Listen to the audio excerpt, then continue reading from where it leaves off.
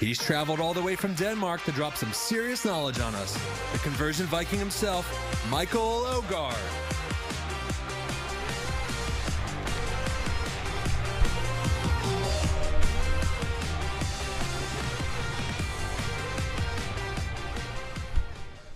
Hello, friends. It is wonderful to see all of you. Thank you so much for showing up for my session.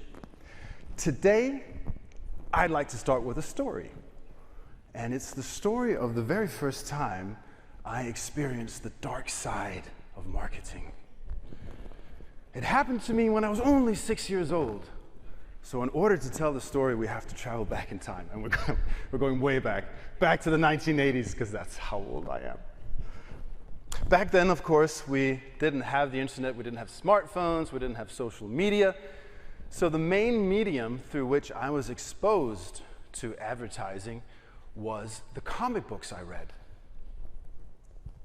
And in those comic books, there would be full pages full of mail order ads for all kinds of stuff. Gadgets, games, toys, anything you could think of that was specifically designed to make little boys like me beg my parents to buy all of it for me. But there's one thing in particular that really stood out to me, that really caught my attention. One thing I wanted more than anything else. It was something called sea monkeys. And this is where we can clearly tell the age distribution in the room. Because people who are my age and older will go like, I remember that. The ones who are younger will be, what's this guy talking about? Let me explain. Sea monkeys were marketed as nothing short of a miracle, like these incredible science fiction-like tiny humanoid creatures with smiling faces and arms and legs, just wild. And even wilder was the fact that all you had to do was order this magic powder and put it in your aquarium in the water. And within 24 hours, they would come to life in front of your eyes and just start living their lives and performing tricks, and you could train them. It was just mind-blowing, absolutely incredible. The perfect pet for me, a little boy, endless entertainment. I begged my mom for weeks, and she finally gave in. You can have the sea monkeys.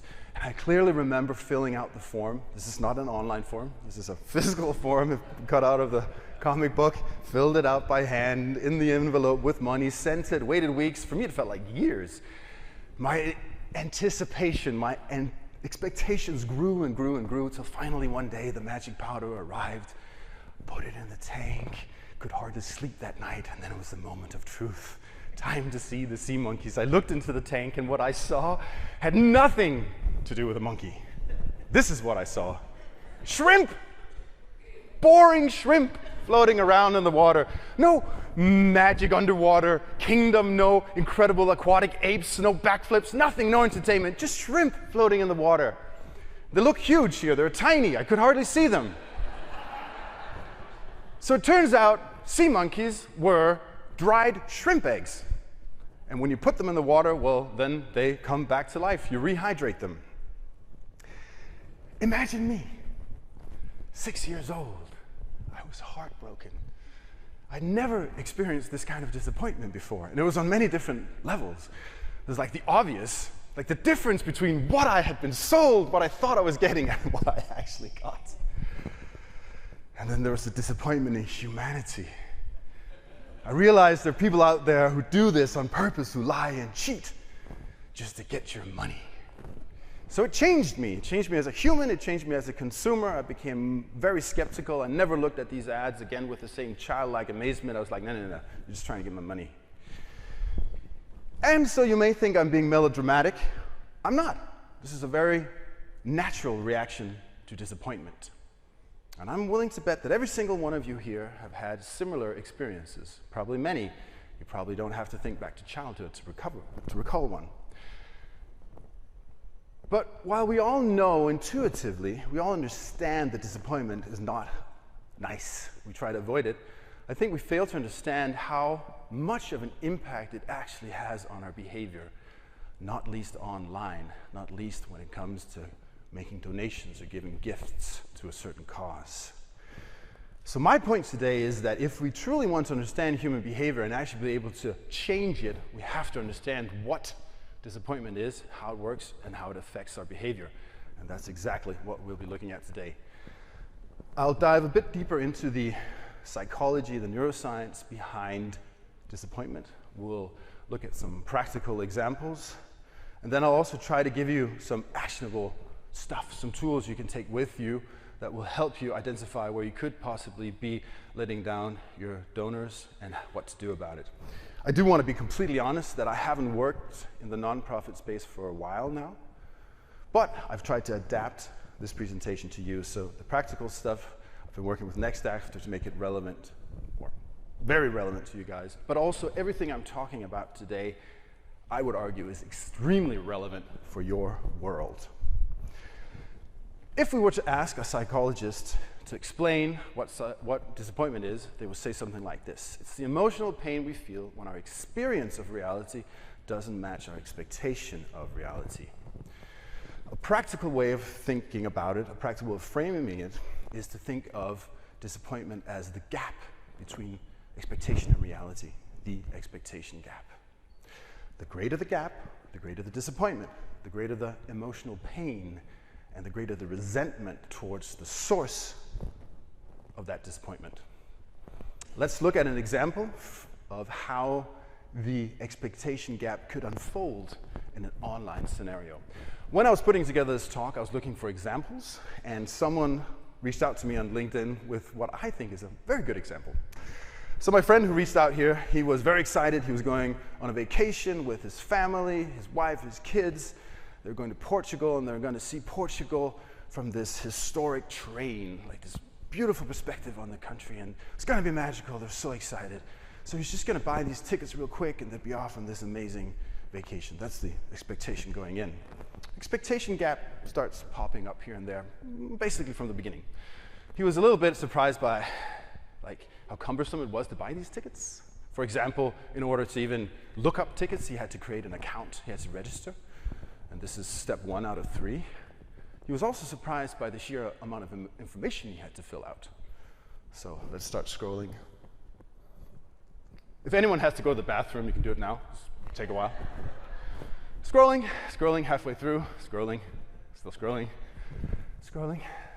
And surprise, form field. Yeah, there we go. For a total of 26 form fields on step 1 out of 3 to register to then be able to buy tickets. Another thing he was a bit surprised by, he wasn't expecting, was some of the specific information they were asking for in this form. For example, this field. How many sons do you have? Which begs the question, why is this relevant right now? Why do you not care about my daughters? You can select up to 10 sons. I have 11 sons. And then for each son you select, you have to fill out a lot of information. But my friend was highly motivated. So he went through all the form fields, filled all the information for all his sons, all the steps, got all the ticket stuff, went through, paid and everything, and finally lighted the tunnel, clicked the final CTA. He thought he was going to get a confirmation message. Instead, he got this: complete system failure. We have no clue what happened. We have no clue what happened with your tickets. Too bad. And then some obscure phone number he could call. At the same time, a text message rolls in from the bank. The money has been withdrawn from your account. So expectation gap, yes. Expectation going in, yeah, we'll do this real quick. This will be great. We're going to have a fantastic vacation. Reality, the worst usability nightmare, the worst obstacle course in the world. Pay the money, don't get the tickets. Vacation ruined. So you might think, Michael, this is such an extreme example. Of course he's going to be disappointed. Yes, but that brings me to a very important point.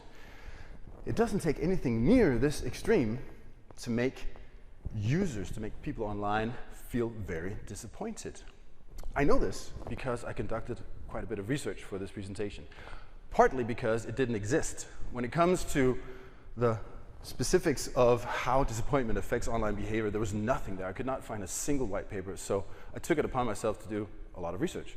I'm not going to drag you through all of it, but I'll show you one piece that to me was very insightful. I conducted a survey among a couple of hundred normal people, and I designed it so that I was asking a question, this question, and then follow-up questions. So I wanted them to think of a disappointing experience that they had online and then briefly describe it. So I was interested in, of course, seeing what experiences they would describe, and also I wanted them to get kind of back into that emotional state. First question I asked was, how did it make you feel? These are the top 10 words people use to describe it. Frustrated, angry, disappointed, annoyed, sad, upset, betrayed, confused, irritated, deceived.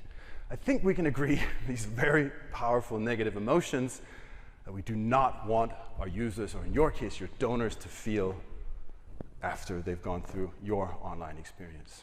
And one very interesting point here, in my opinion, is that the experiences they were describing were, objectively speaking, if it didn't happen to you from the outside, you'd be like, that is non-consequential. It's minor annoyance, it doesn't have a big impact on your life. But still, it elicited these emotions. And it was stuff like hidden fees, poor customer service, buggy experiences, and so on. Another question I asked was, did it affect your subsequent behavior online? 93% said yes. In a negative way, it made them not want to ever interact with those brands again. Here's some quotes. I'm never gonna buy on that website again. I stopped shopping with that company. And my favorite, I'm still upset about it 2 years later. This person is describing a poor user experience with some accounting software, I think it was. But this is also an important point. Disappointment has a tendency to linger. And you've probably had disappointing experiences in your life where it's taken you a long time to get over it. That emotional pain is something we have to take very, very seriously, even though it is quite intangible.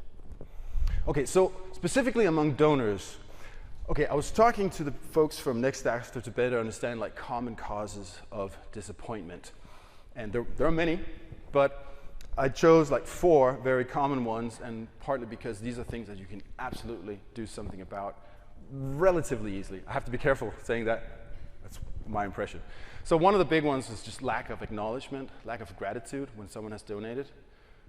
Part of the return you get on donating is that warm, fuzzy feeling, and doing something nice for others feels great, especially when they go, yay, thank you.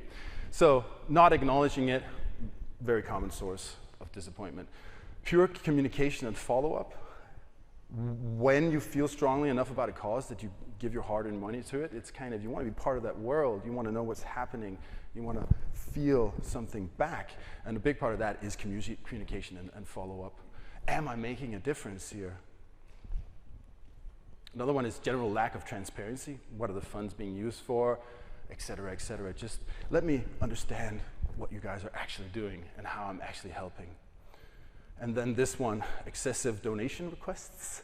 I've had this happen to me recently. I have like a handful of causes I've donated to, and lately I've just been bombarded with text messages about, yeah, give more and more. And it puts me in a weird spot because I do want to, but I also kind of feel like it's never enough, and I'm feeling like it's not adequate what I'm doing.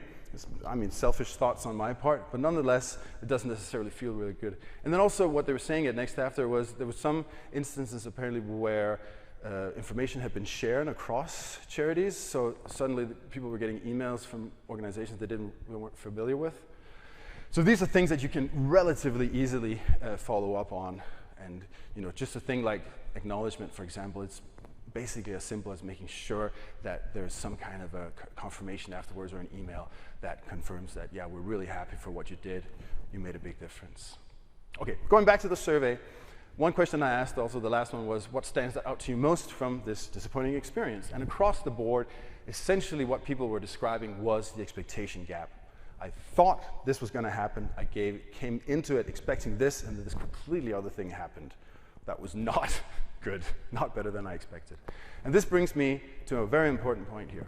We have a tendency to oversimplify the satisfaction equation, you could say. We have a tendency to think that it's just the experience alone that equals satisfaction, but it's actually the expectation plus the experience that equals the satisfaction. My expectations going in are absolutely crucial.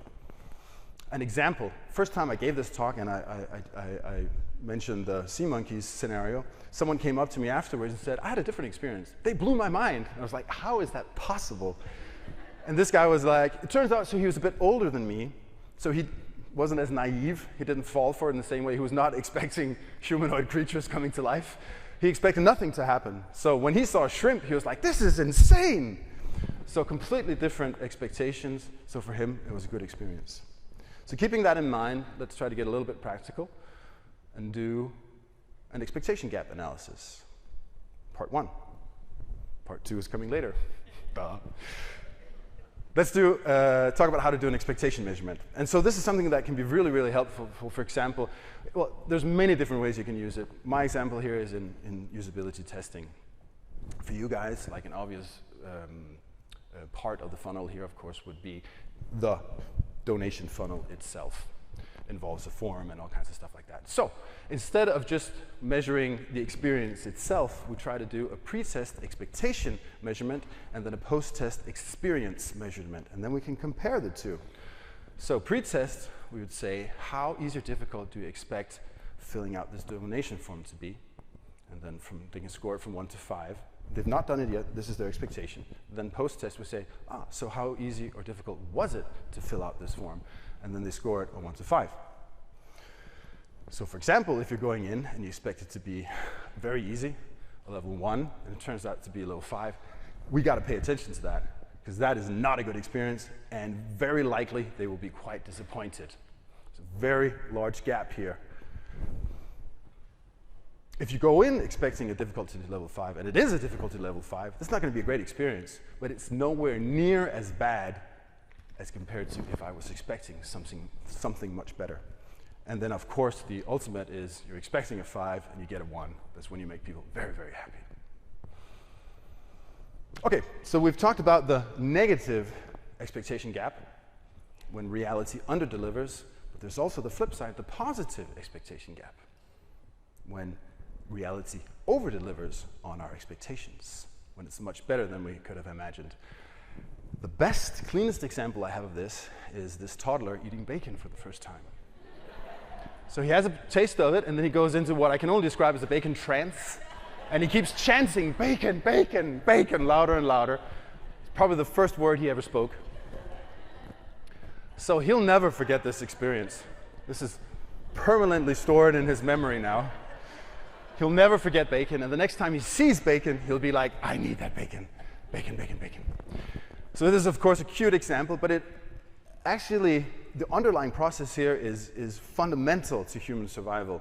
It's a very interesting chemical reaction, neurochemical process. Let's look closer at it.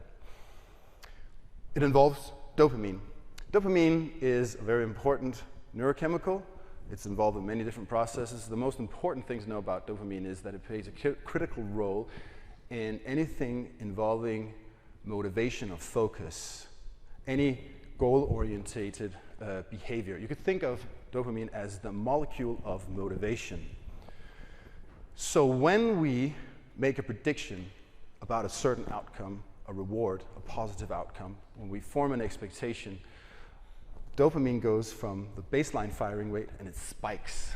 So this is an important signal that is driving us towards that outcome, towards achieving that goal. So it's motivating us to pursue it. If the outcome, the reward, is better than expected, we see a second spike. This is what happened to the baby here. It's a very powerful signal saying this was a fantastic outcome, very good for your survival. And then it reinforces the behavior that led to that positive outcome, saying you should do this as often as possible. Our brains can't tell the difference between a good and a bad habit. Okay, so what happens then if the reward is worse than we expected or there is no reward? Well, we still get the spike in expectation, but then we get a crash in dopamine when we don't get the outcome or if it's worse than expected. This feels terrible. It's very painful. This is an equally powerful, if not more powerful signal telling us do not repeat this behavior. It did not lead to a good outcome. It is not good for survival. So this, of course, is, you could say, an ingenious system that has helped us survive for many, many, many, many thousands, millions of years. It's, of course, very, very important to be able to tell the difference between a good outcome, something that's good for survival, something that's bad for survival, and do as many good things for survival and as few bad things as possible. This is a very complicated process, and I've simplified it for you, but it's called reward prediction error. I recommend that you all look it up because it explains a lot. It's quite fascinating. But my main point here is that what I just described to you here is disappointment from a neurochemical perspective, which means that this is an actual, tangible neurochemical event. Disappointment is not just a psychological phenomenon. It's a physiological phenomenon that we can actually feel. And that's one of the reasons why it is so powerful and why we react to it so powerfully. We've inherited it from our forefathers, and in many cases for them, disappointment was equal to dying, not surviving. So we still have those very, very powerful emotions connected to it. You've probably all heard of the cognitive bias loss aversion, that we try to avoid losing things we have, and that we feel the pain of parting with something more greatly than the joy of getting something. Well, there's a similar cognitive bias called disappointment aversion, that we intuitively, without thinking about it, make decisions in such a way that we try to avoid disappointment. And again, we feel the pain of disappointment more intensely than the joy of having our expectations fulfilled. Something that's very important to remember. And I have a personal example. And I'm always debating with myself whether I should actually share it, because I'm concerned that I will be judged by every single one of you. Here we go. More than anything in this world, more than world peace, what I selfishly want for myself, my deepest, darkest desire, is glorious hair. Beautiful, long, blonde, flowing, glorious hair. But as you may have noticed, it's not going to happen naturally. The ship has sailed. Elvis has left the building. So once in a while, often, every day, I sit there and I fantasize about how much better my life would be if I had beautiful, long, flowing hair. And then I just might look up on the internet the newest gadgets that can help me get my hair back. So laser helmets, laser caps, the undercover version, you can walk around all day, nobody will be the wiser. Or this torture instrument, the moon roller here, full of little spikes that apparently will make your hair grow back. But I'm so afraid of the disappointment. If I really invested that money, if I spent all that time with these torture instruments and I didn't get my hair back, I wouldn't be able to bear it. Like, the sea monkey thing would be nothing compared to this. On a side note, the first time I did this presentation, I showed this example. This dude came up to me afterwards like, hey man, that helmet, we can buy it together, we can share it. He was equally follically challenged. And I was like, that will mitigate some of the financial risk, but I don't know you well enough to be your helmet buddy quite yet. So what I believe is that we all intuitively, without thinking about it, are asking this question all the time. Will I be disappointed when you're making a decision? Not least if you're trying to make the decision of whether or not to donate to a cause. Will I be disappointed? So perhaps rather than thinking in these terms or asking this question, how do we persuade or convince potential donors to give? Maybe a better question is, how do we make donors feel like they won't be disappointed when they do it? It's a big shift. It's a completely different way of thinking. So a very simple and practical exercise here is, imagine your ideal donor in front of you, and then imagine them saying to you, if I give to you, how do I know I won't be disappointed? And then maybe the follow-up question, and what if I am disappointed? What will you then do? Sounds very simple. It sounds maybe a little bit stupid, but I promise you, try to go through this exercise. It's actually really difficult to answer this. It's very different than saying, why should I donate? All right, expectation gap analysis part 2. Let's talk about how to establish an expectation baseline. I think this is very practical and very helpful because when you know what the baseline is, when you know what the starting point is, you also have an idea of how you can then not disappoint them, how you can exceed the expectations. And you also get a good idea of how you could potentially be disappointing people now. So you want to interview potential donors, or you could do surveys with them, and I'll give you some inspiration for questions you could ask. For example, this one. What do you expect to happen when you make a donation, give a gift?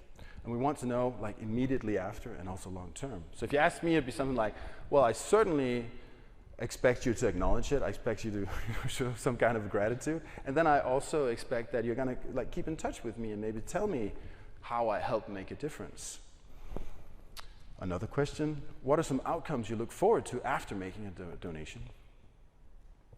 And then this one, I find particularly interesting. How would you feel if that didn't happen? Is there anything that would make you not want to donate to our organization again?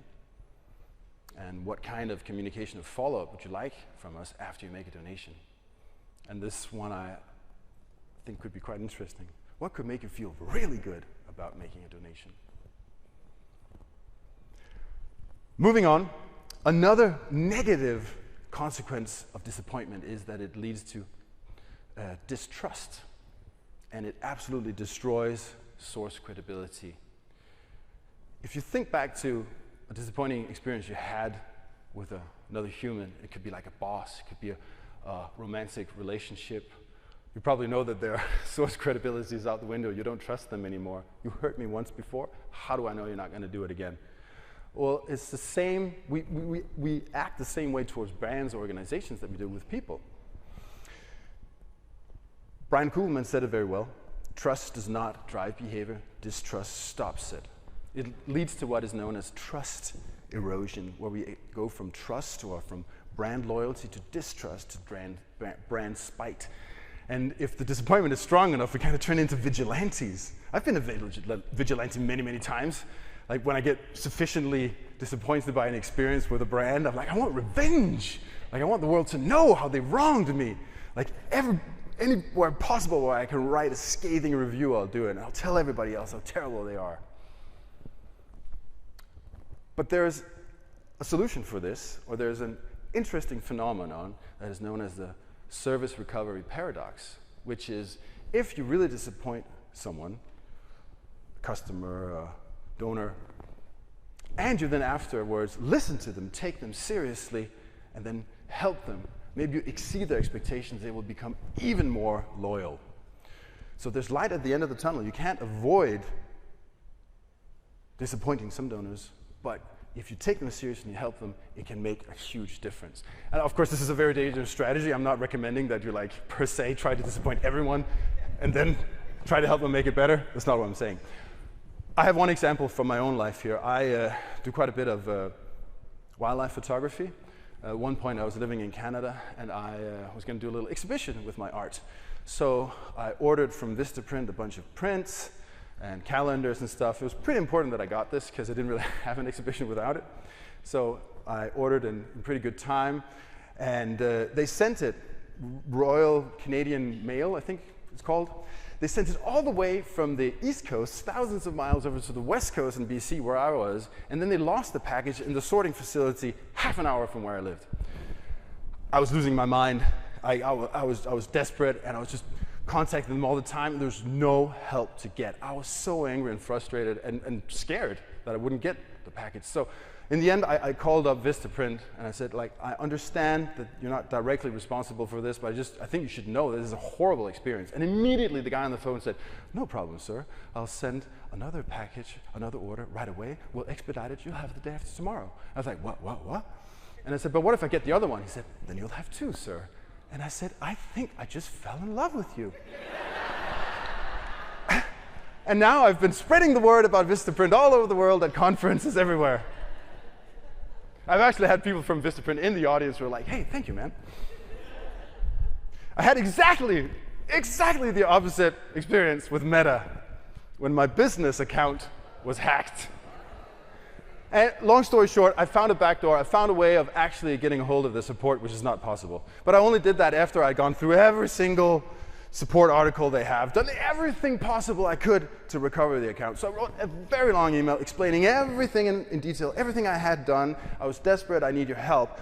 I got an email back, incredible, light at the end of the tunnel. Thought they're going to help me. This is what they wrote me. Since you're unable to recover the account, try to recover the account. This is a paradoxical statement. Doctor, I feel terrible, I'm sick. Oh, well, since you're sick, I recommend you trying not to be sick. I will not show you the email and send them back.